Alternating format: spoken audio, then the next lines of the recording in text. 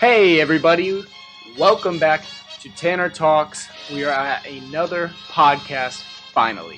It feels really great to finally be back here. I have not done this in a really long time, but I am back. I am in the makeshift basement studio, and I'm really happy to be here today.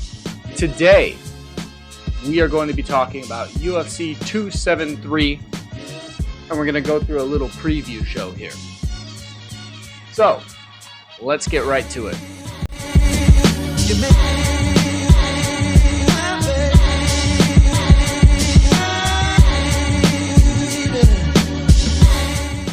UFC 273 is taking place this Saturday, April 9th, in the VyStar Veterans Memorial Arena in Jacksonville, Florida. The event is being headlined by two championship fights, actually. Featherweight championship fight with Alexander Volkanovski defending his featherweight championship against the number 4 contender, the Korean zombie Chan Sung Jung. Now, the other title fight that is on the card, in the co-main event, we have the Bantamweight Championship with a rematch and a unification bout between the current Bantamweight champion, Aljamain Sterling, defending against interim Bantamweight champion Petr Yan. Now, obviously, there's a lot of bad blood with this one, and there's an interesting history behind how we got to this fight in the first place. We're going to get into that as we go along. The rest of the card, the people's main event, Khamzat Chimaev versus Gilbert Burns in a welterweight showdown that has massive implications. Gilbert Burns is the number 2 welterweight. Khamzat is the number 11. We'll get into that in a little bit. There is a reason that I am calling that the people's main event. There is a reason that there are major implications with this fight. We're going to break that down in a little bit. Rest of the card, rounding out the rest of the pay-per-view main card, women's strawweight bout between number 5 Mackenzie Dern and number 7 Tecia Torres. That'll be a fun one. That'll be an interesting one to keep an eye on. And then kicking off the main pay-per-view card is a lightweight bout between Vince Pichel and Mark Madsen. Okay. A lot to break down here. A lot to go into here. The first thing that I want to talk about is actually the prelims of this card. The prelims on this card are ridiculous. And in a way, I'm almost just as excited for the prelims here as I am for the main card. The prelims on this could be a good standalone fight night. Not only could they be a fight night on their own, they could actually be a really strong fight night. So let's break down the prelims here. Let me pull this up. We have Ian Gary versus Darian Weeks. Jairzinho Rozenstruik So the Ian Gary versus Darian Weeks, that is a welterweight bout. Jairzinho Rozenstruik, number 8 heavyweight versus number 10 heavyweight Marcin Tybura. Women's bantamweight, we have number 4 Aspen Ladd versus number 7 Raquel Pennington. And then a welterweight bout with Mickey Gall versus Mike Mallet. These prelims are stacked, make no doubt about it. So you are getting good free fights here on ESPN or ESPN Plus, wherever they're at. They are on, ESPN and ESPN Plus, just like regular. So free TV on ESPN here, or you could watch them on ESPN Plus, whatever you like. Well, let's break these down just a little bit. First off, let's start with the Jairzinho Rozenstruik and Marcin Tybura fight. So this is a heavyweight fight here. Rozenstruik has slipped to number 8 at heavyweight now. Marcin Tybura is at number 10. Marcin Tybura has always been somewhat of a certain level of a gatekeeper at the heavyweight division.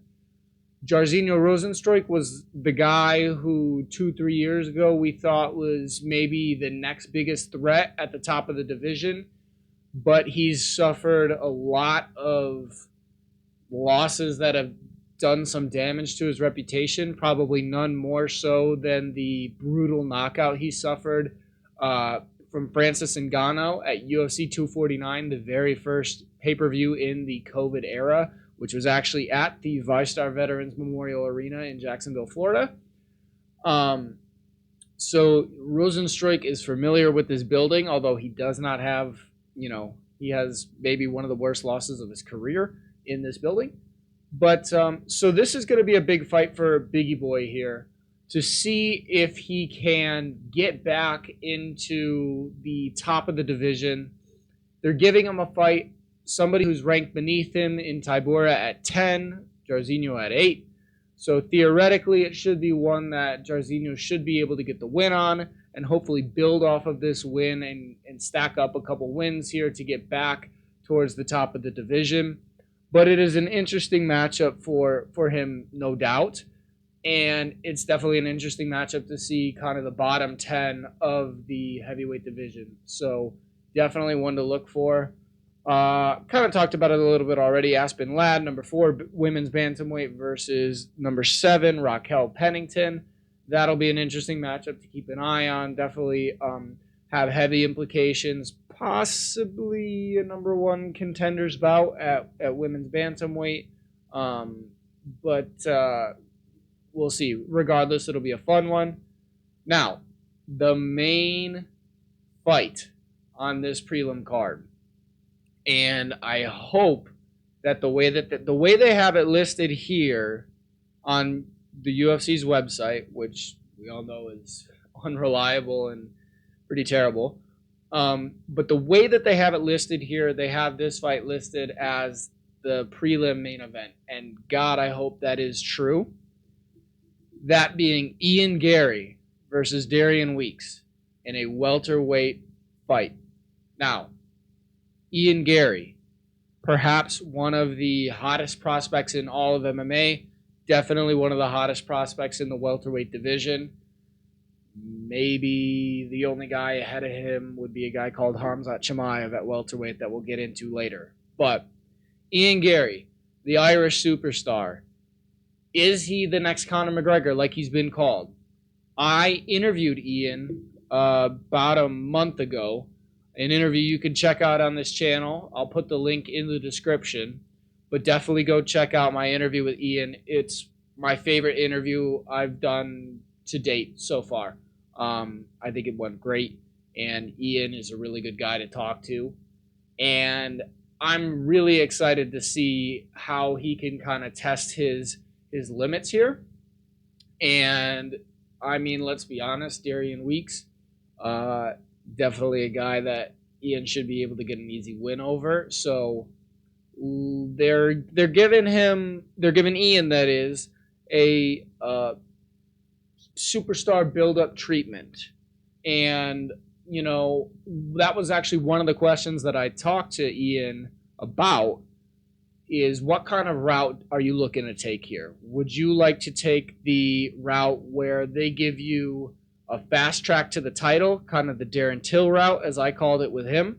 Or would you like to take the more Sean O'Malley kind of a path, where you take a slow build-up, you work on skills each fight around, and build your way up to this title picture eventually? Now, both these guys are unranked right now.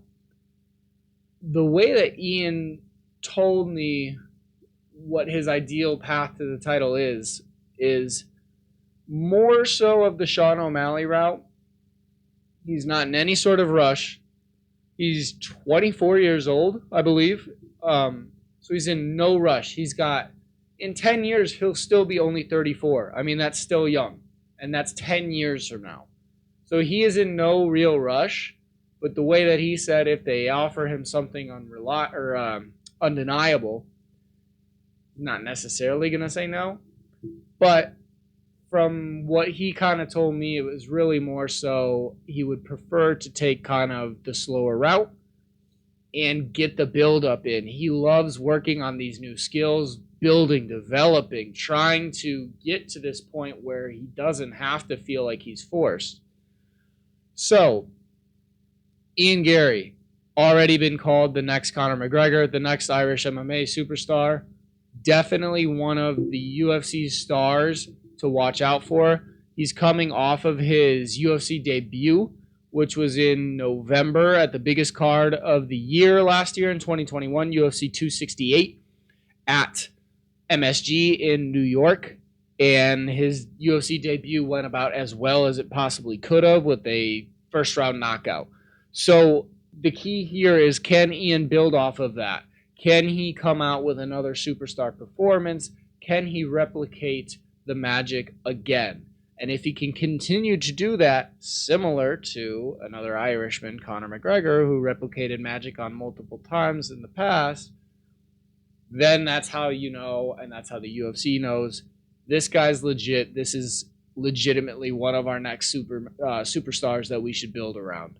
So keep your eye out for Ian Gary on those prelims. Some other fights of note, or fighters of note rather, on the early prelims, you've got Alexei Oleinik and Kay Hansen. So those are some other fighters to keep an eye out for on the early prelims. Now, let's talk about the main card on the pay-per-view. 9 o'clock Central Time, 10 o'clock Eastern, whatever. You guys know the drill. It is on ESPN Plus pay-per-view for some $80,000, whatever the hell they're charging now. It's ridiculous. But what's the story of this pay-per-view? What's the story of UFC 273?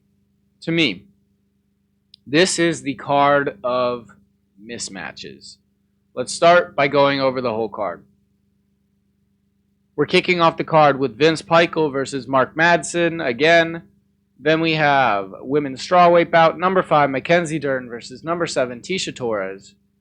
The people's main event in a featured welterweight bout, number 2, Gilbert Burns versus number 11, Khamzat Chimaev. Co-main event, we have a bantamweight title rematch and bantamweight title unification bout.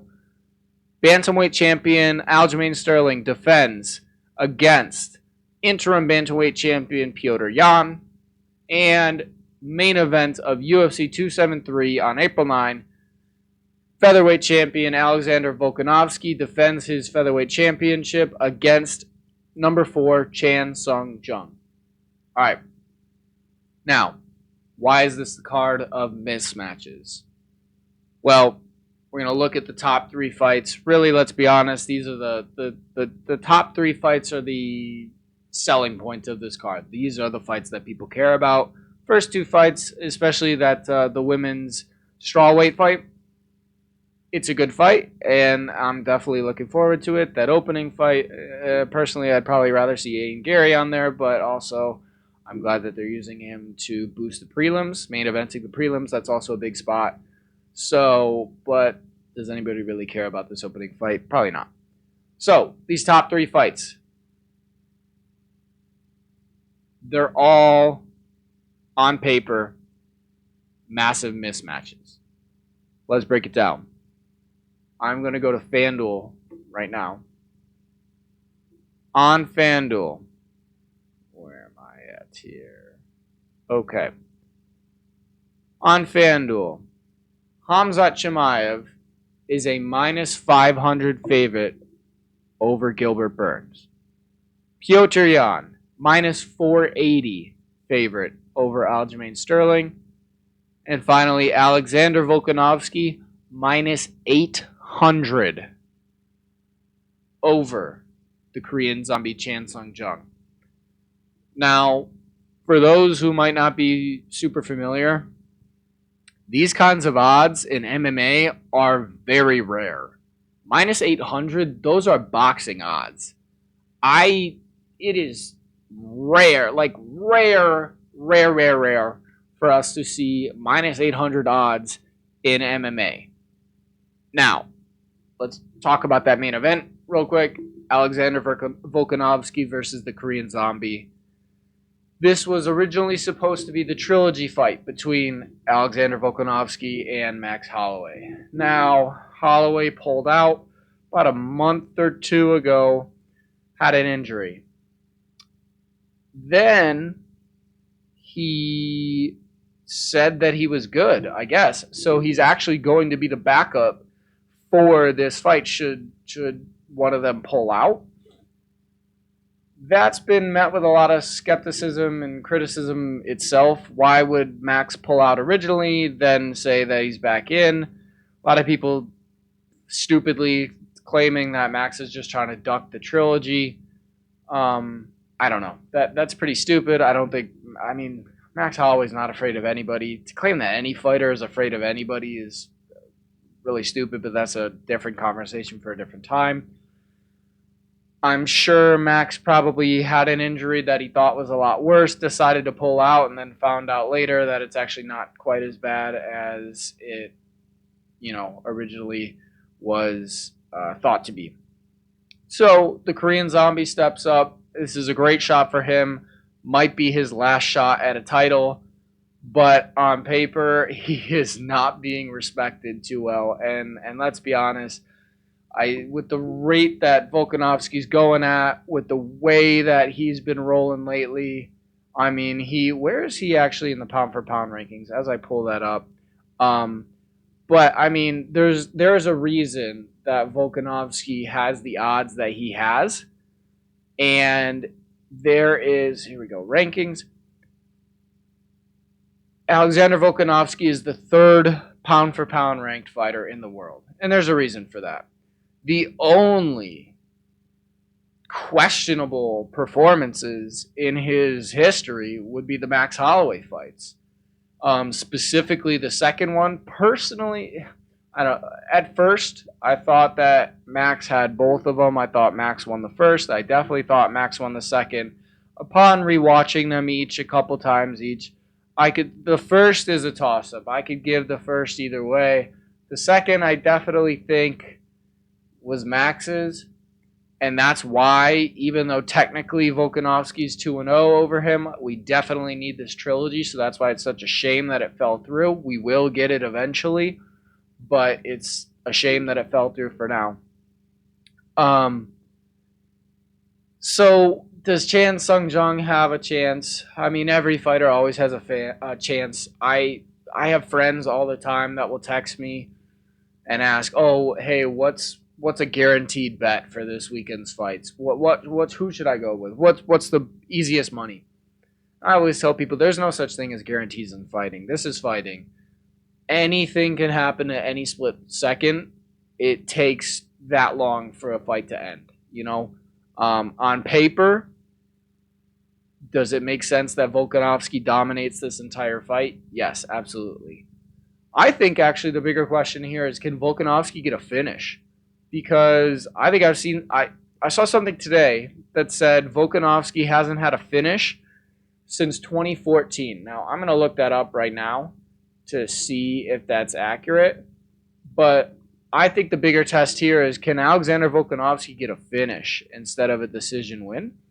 Can he really cement himself as good as his rankings,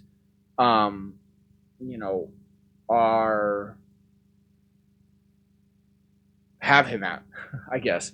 And that's not to say that he doesn't deserve to be the number 3. Okay, let's see. Decision. Okay. Well, whoever said that Volkanovski hasn't had a finish since 2014, that's a complete lie. But he hasn't had a finish since 2018 with a KO win against Chad Mendes at UFC 232. So, can Volkanovski get his first finish in 4 years? I think that's the bigger story here. Not can he get the win, because let's be honest, I think it's pretty easy it should be a pretty easy win for him, relatively speaking to who else is there in the division, but I would like to see him get a finish. Now, let's talk about the co-main event, the Bantamweight championship fight between Aljamain Sterling and Petr Yan. If you don't recall the history between these two, they first fought on March 6, 2021 at UFC 259. This was when Petr Yan was widely dominating the fight for the most part. And then in round 4, through an illegal knee, to the head of Aljamain Sterling while he was a grounded opponent. And Aljamain Sterling was not able to continue. So Petr Yan, who was the defending champion at the time, was disqualified, leading to the first time in UFC history where a new champion was crowned via a disqualification. Aljamain Sterling became the champion because he was unable to continue from an illegal strike from Petr Yan, leading to a disqualification. Then, of course, and in the cage, he's crying. He's saying, I never wanted to win this way, and I'm sure he didn't. Then comes the absolute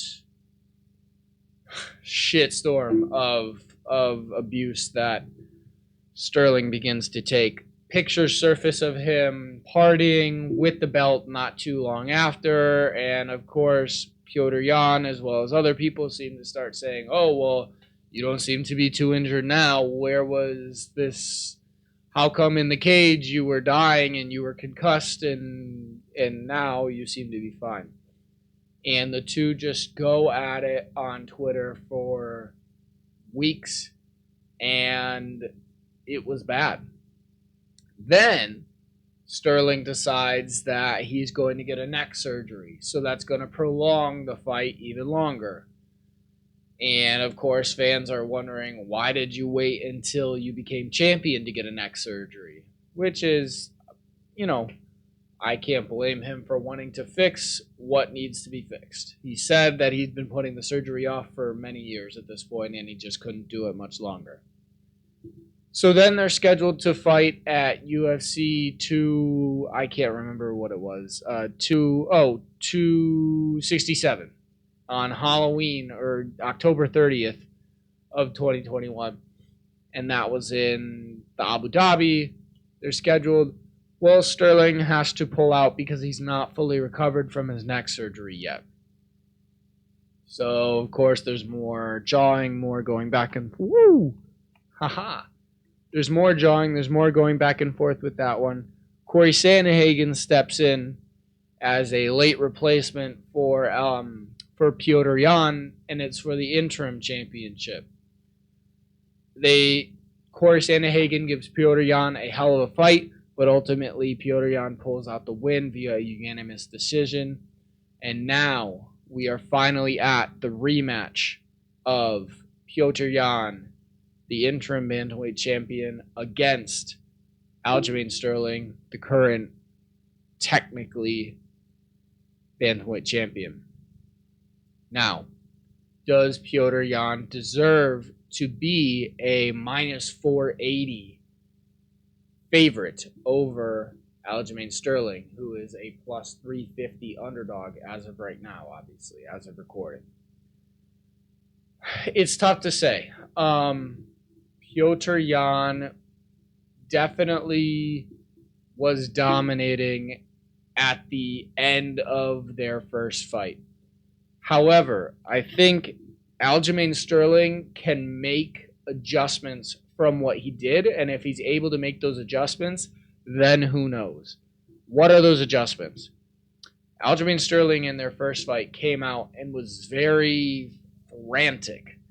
It was like he was slamming the gas pedal and then slamming the brakes, and then slamming the gas pedal and then slamming the brakes. He was all over the place. And if I can remember correctly, he was like slipping constantly. He was falling. He was slipping and sliding all over. He just looked like he was pretty panicked. So, if Sterling is able to fix those things, relax himself a little bit, brace himself into the pace of the fight, whichever pace that ends up being for this fight, Aljamain Sterling will have a much better chance than the odds that he's being given right now. Now, if the other thing is, too, he's coming off of a neck surgery. He's coming off of all this controversy, although it doesn't seem like that's really affected him too much. He's kind of leaned into this controversial, I'm the real champ, even though it was by DQ character at certain points. But if Aljamain can make those adjustments, it'll be a much more interesting fight. But if Petr Yan can do the same thing that he did last time and the same thing that he's been doing to everybody else, I think Petr Yan is your new unified, well, not new, I guess he'd be once again your official UFC bantamweight champion, and I think he is in a position to be in that spot for a long time, and it's going to be a tricky situation when you're trying to find opponents that have chances against him. All right, now, the people's main event. What everybody's talking about here. The featured welterweight fight between number 2, Gilbert Burns, and number 11, Khamzat Chimaev. Why is this fight so big? Khamzat Chimaev is the biggest prospect that MMA has seen since maybe Conor McGregor. Nobody has had as dominant a performance as him as anybody else. The way that he has been performing in his fights is almost like fantasy level. It's stuff that you can't even believe after you see it. The way that Khamzat fights, it makes it seem like this is pro wrestling, and Khamzat's the next heel that they're building up, and he's just been given squash matches. He is in the opponents are coming up too, right? His last fight is against Li Jingliang, or apologies, I can't. I butchered that. I know. Let me pull this up here.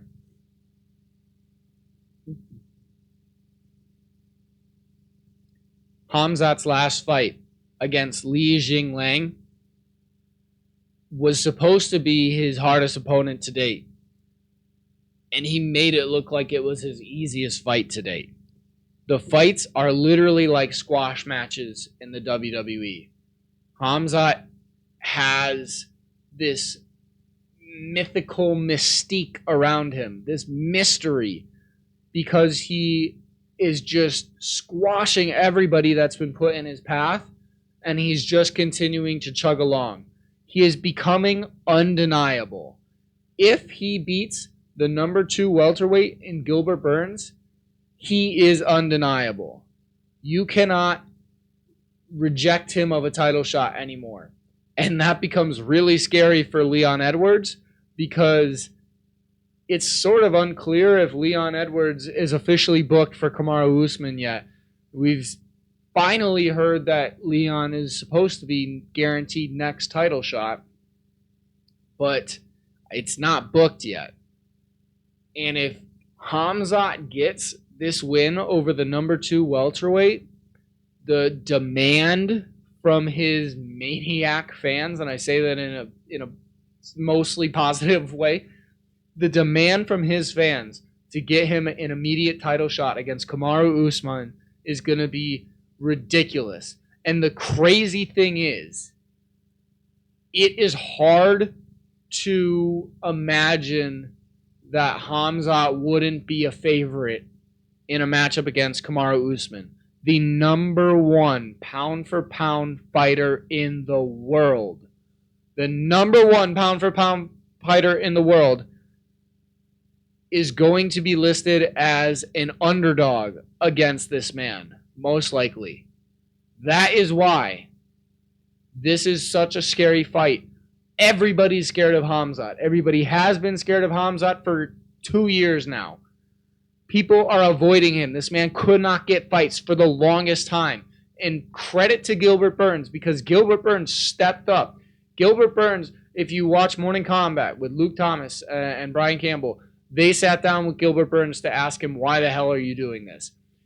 Apparently, he showed them the text that he sent to his agent saying, I want Khamzat. And his manager texted back saying, why would you possibly want that? So credit to Gilbert Burns for taking this. And this is going to be really fun. And it's cool to see Gilbert testing himself like this. I can't really imagine what the upside is for Gilbert here. There's not much of one. But this fight has such big implications at the welterweight division. This is why it is such the people's main event. And this is why Khamzat Chimaev has this massive buzz around him, because we've never seen anything like this. We've never seen anybody on such a path of destruction like Khamzat is. We've never seen it. So, that is why this is the fight to watch. And people are, if they made this the main event of this pay-per-view card, I don't think people would even be too disappointed. Now, that's obviously a bit of a hyperbole, but that's how big of a star Khamzat Chimaev is already. And if he can pull this off, he is no doubt the next scariest thing. You know what? He already is the scariest thing in MMA right now. And he's fought at middleweight before. So a fight against Israel Adesanya is on the table too. He's running out of opponents. If Khamzat Chimaev wins here, a whole bunch of fighters are in a whole world of trouble. By the way, if you parlay together these favorites of Khamzat Chimaev at minus 550, Petr Yan at minus 480, and Volkanovski at minus 850, parlay that together, that's minus 168. You're still in favorite odds on a 3-leg parlay. That's how dominant of a favorite that these guys have on their odds. If you throw Ian Gary at minus 385 in there, you'll get to plus 101. So you barely get to plus odds there. So a 4-leg parlay in Khamzat Chimaev, Petr Yan, Alexander Volkanovski, and Ian Gary will get you plus 101 for a 4-leg parlay. That is insane. But that's why the story of this pay-per-view is the card of mismatches. But they're important mismatches, and they're important stars to see. So that's why you should tune in on Saturday. Thank you, everybody, for watching. It's been great being back. We're working on a lot of new things for the channel, as you can tell. I'm really excited what the future's going to be. Getting new microphones soon, better ones. So apologies for the constant audio issues that we've been having lately. But make sure you tune in. We're going to be doing a live stream on Saturday. George and I, Fighting with Friends, live streaming on Saturday, starting at probably 9. I might go live solo a little bit earlier to talk about how the card is going. George will get there around 9, maybe a little bit after, and we'll go live for the pay-per-view. And you can watch along with us and enjoy. But thank you, everybody, for tuning in today. Enjoy UFC 273 on Saturday. Let me know in the comments what your thoughts are for the fights. Let me know what your comments are on me. Give me critiques. Give me your hate. Give me whatever you'd like. Give the video a like. Subscribe to the channel. More cool content is coming. I have more vlogs that are filmed, that are in the pipeline to be edited. And UFC 273 this Friday. Tune in to Fighting with Friends with George and myself. But for now, thank you so much for watching. I'm Tanner, and I'm done talking. So enjoy the fights on Saturday. Thanks for watching. So I thought I needed. So I thought I needed.